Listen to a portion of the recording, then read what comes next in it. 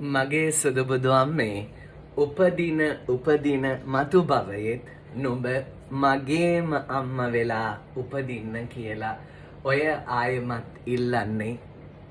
ඒ රත්තරන් ලේ ටික ආයෙමත් කිරි කර බොන්නද? ඒ අහිංසක බඩ ලේ ගලන්නට ආයෙමත් කපන්නද? ඒ අහිංසක අත් දෙකෙන් තව බත් කිලෝ ගණන් උයවගෙන කන්නද? මස් කෑලි මාළු කෑලි කප හොදි හදවගෙන කන්නද? ඉස්කෝල ළඟ පන්ති ළඟ ඒ අහිංසක අම්මව රස්තියාදු කර වන්නද? පතන්න ලස්සන අම්මට may you get the relaxation.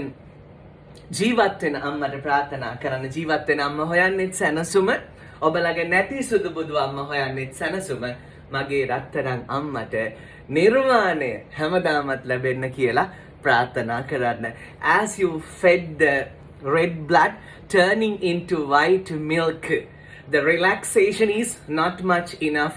You must get the Buddhahood. උරා බොනකොට ඇගේ ලේ ටික සිනාසී කිරි කරපු හන්දා නිවන් දැකලා විතර නම් මදි. බුදු වෙයන් මතු මගේ අම්මා, ඒ වගේම නුඹේ අම්මා. මේ ලෝකේ ඉන්න හැම අම්මා කෙනෙක්ගේම ජීවිතවලට හැම මොහොතකම සැනසීම ලැබෙන්න කියලා ප්‍රාර්ථනා කරමු. ආදරණීය නුඹත් මරණයෙන් මතු හොයන නිවන වගේම ජීවත් වෙද්දිත් ලස්සන්ට නිවනින් ආදරෙන් සැනසීමෙන් ජීවත් වෙන්න. May your all sweet aspirations come true. නුඹගේ ආදරණීය සියලු සිහින සැබෑවක්ම වේවා. සම්මා සම්බුදු සරණයි. දෙවි පිහිටයි. Good luck.